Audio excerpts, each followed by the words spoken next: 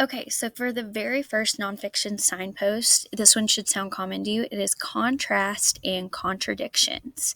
So this is very similar to what we learned in fiction signpost, except the difference is a contrast and contradiction is when there is a difference in your knowledge and the text. And you need to ask yourself, what is the difference and why does it matter? And those keywords are going to include however, on the other hand, conversely, despite, and although. So basically, it's something that you're not expecting from the text. So maybe your knowledge point says, okay, so this is what I'm expecting this to be, and it is different than what I would expect. So for an example from the text today is, however, Abagnale served and spent fewer than 5 years in prison and began to work for the United States government. He currently works for the FBI and runs Abagnale and Associates, a financial fraud consultancy company.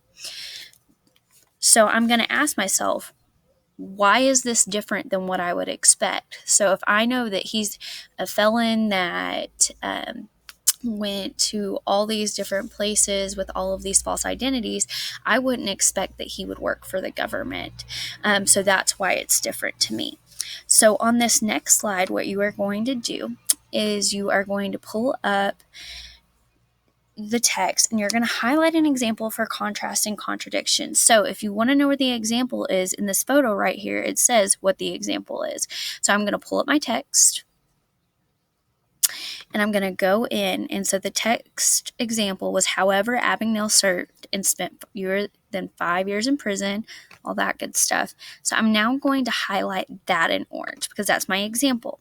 So out to the side over here, the difference between what I have and what you have is you are now going to answer the question that I have right here. And if you need to have a reminder of what that question is, since it's not going to be on yours, if you look on your slides right here, it shows you how is this different than what I would expect.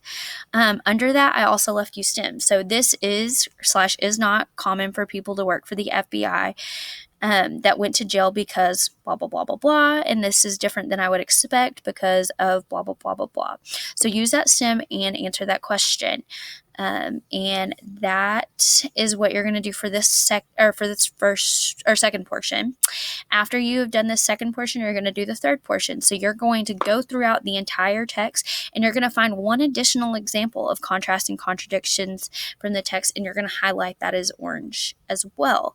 So I definitely would be looking for these keywords because that will definitely help you find another contrast and contradiction.